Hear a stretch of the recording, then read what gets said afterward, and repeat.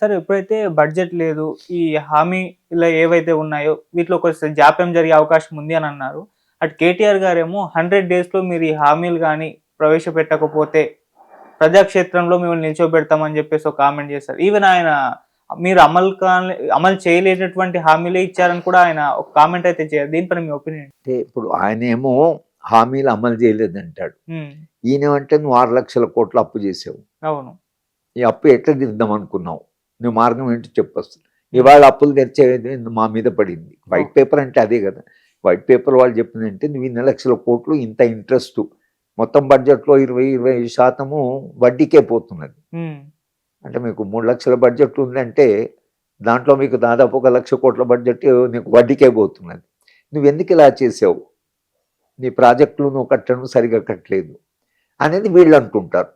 మీ పాలన అదేదో మిస్రూలని వీళ్ళు అంటుంటారు. హ్మ్. మీరు హామీలు ఇచ్చారు, హామీలు అమలు చేయండి అని వీళ్ళు అంటుంటారు. అవును. ఈ రెండు వాదనలో ప్రజలు ఏది వింటారు అనేది ప్రశ్న.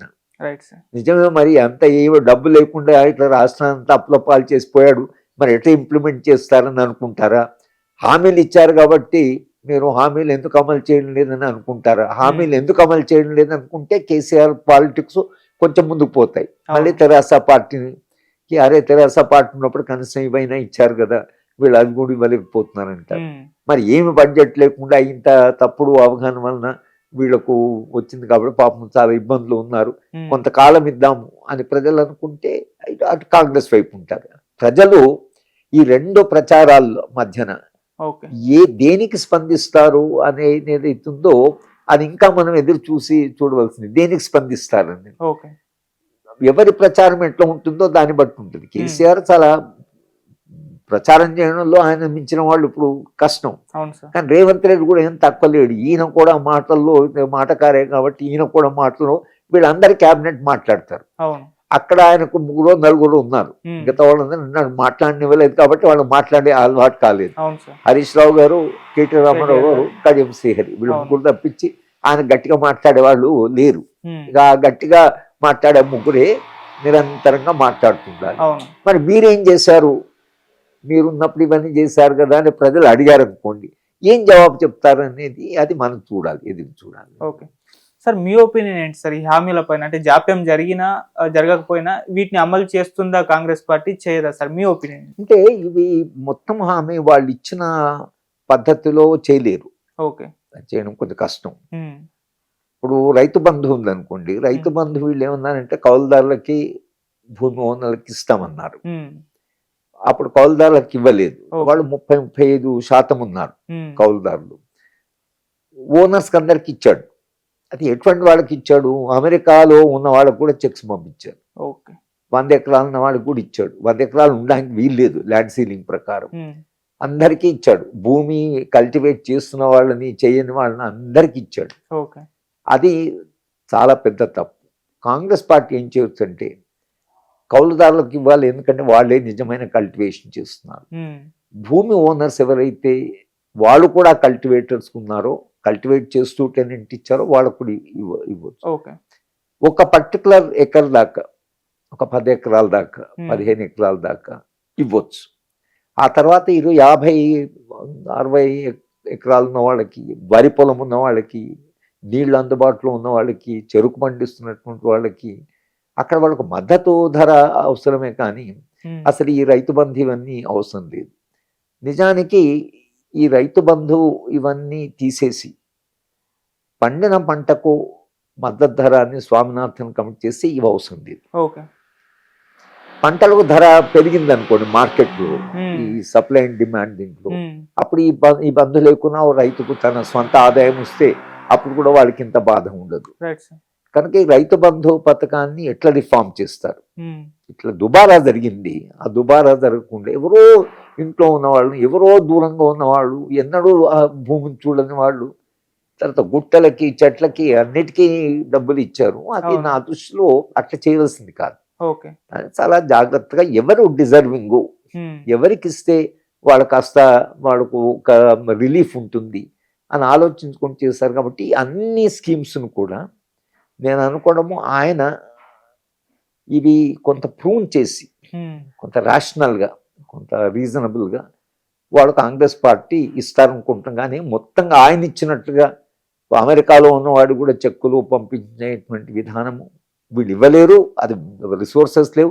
రెండోది ఇవ్వాల్సిన అవసరం కూడా లేదు. అవును. ప్రజాభిప్రాయం కూడా 100 ఎకరాలు ఉన్న వాడికి ఇవ్వడం ఎందుకు, 50 ఎకరాలు ఉన్న వాడికి ఎందుకు ఇవ్వడం ఎందుకు, అసలు అంతంత పెద్దవాళ్ళకి ఇవ్వడం ఎందుకు, కల్టివేషనే చేయని వాడికి ఇవ్వడం ఎందుకు అనేది చర్చ జరిగింది అప్పుడు కూడా. అవును. అవి కరెక్షన్ చేస్తే బడ్జెట్ చాలా తగ్గిపోతుంది. రైట్. వీళ్ళ రైతు బంధు కింద పెట్టే ఖర్చు చాలా Hmm. తగ్గిపోతుంది.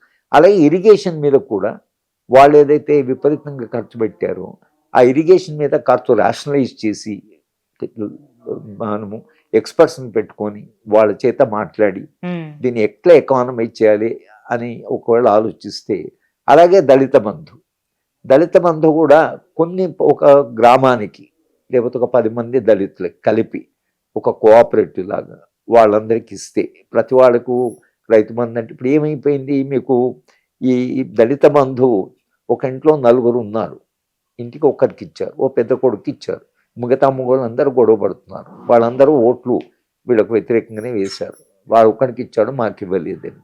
అట్లా కాకుండా ఇప్పుడు ఇలాంటి అప్పుడు సహాయం చేయాలన్నప్పుడు కొంత కోఆపరేటివ్గా కలెక్టివ్గా అటువంటి కల్చరు పెంచితే మీరందరూ కలిసి ఏదైనా పెట్టుకోండి, చిన్న పరిశ్రమ పెట్టుకోండి, Hmm. ఒక 10 కుటుంబాలు కలిసి పెట్టుకోండి, మేము పరిశ్రమకి ఇంత సహాయం చేస్తాం, మీరందరూ దాంట్లో పనిచేయండి, అది ఎంప్లాయ్మెంట్ అవుతుంది, అలాగే వాళ్ళు కొంత రిలీఫ్ వస్తుంది, గవర్నమెంట్కు అంత ఇచ్చే ఉత్పత్తి కూడా పెరుగుతుంది. Hmm. ఎక్కడో ఒక చోట ఈ స్కీమ్స్ను రీడిజైన్ దళితులకు తప్పకుండా చెయ్యాలి. అవును. ఎందుకంటే వాళ్ళు జీవితంలో వేలాది సంవత్సరాలు సఫర్ అయింది కాబట్టి తప్పకుండా చేయాలి.